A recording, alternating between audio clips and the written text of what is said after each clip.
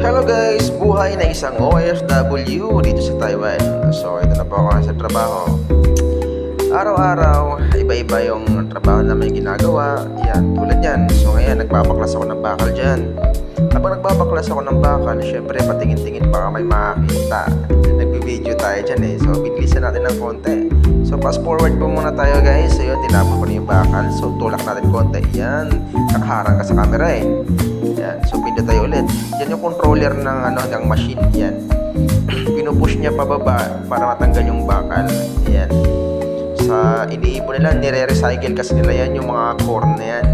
Yung plastic core. So nire-recycle ng company yan. So walang tapon. So nilipat ko dito yung cellphone para maharap sa akin. Yan. Yan po yung actual na ginagawa ko din sa company. Yan po yung actual kung paano ko po siya binaklas. Yung mga bakal po. Yung mga bakal po niyan, papalitan ulit ng mga bagong core na tulad niyan. Yan, tulad po niyan. So ako po yung nakatoka na araw na yan. Ako po yung nakatoka na gagawa sa gawain yan. Kasi dapat yung gagawa niyan is hindi pumasok. Although pumasok naman siya kaso hindi siya pumunta sa pwesto niya kasi may pinapagawa sa kanya. So ayan, ako po yung gumagawa ng gawain niya. So habang wala akong ginagawa ng time na yan, so sa akin po nilagay yung trabaho. Eh, maganda na rin, may ginagawa ako. So ayan, kukunin ko muna yung forklift. Yun. Ililipat ko lang po yung natapos ko na, iurong ko lang. Ayan. Ayan po, nakarating na po ako. Iurong ko lang po yan. Iurong natin ng konti. Yan. Yan, tama na yan. Baba mo. Baba. Yan. Baba nga sabi. Yan, baba. Yan. Tapos yung isa, yan po. Ibababa na po natin yung nasa taas kasi masyadong mataas, hindi ko po abot yan. So ibababa po natin yan kasi masyado pong mataas.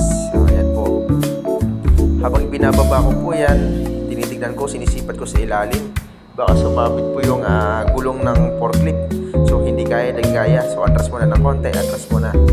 Habang inaantay ko po yung magbababa ng forklift niyan, yung isang forklift na malaki kasi hindi ko nga po makuha yung tamang butas kasi may nakaharang sa ilalim. So inaantay ko na lamang na darating po yung isang forklift. At gawa nga po na hindi ko masundot yung isa, kaya yung isa na lang po yung binaba ko. Ayan, nababa ko na po siya ng dahan-dahan. Pagkababa ko po ay nilagay ko na sa baba at ang aking, yan yung susunod kong babanatan at aking matapos na. Yan nga pala si Kuya Gaw. Yan yung trainer ko dito sa company. Siya po yung trainer ko. So yun lang naman po. Sa susunod na po ulit natin pagkikita. See you po for the next video. Paalam!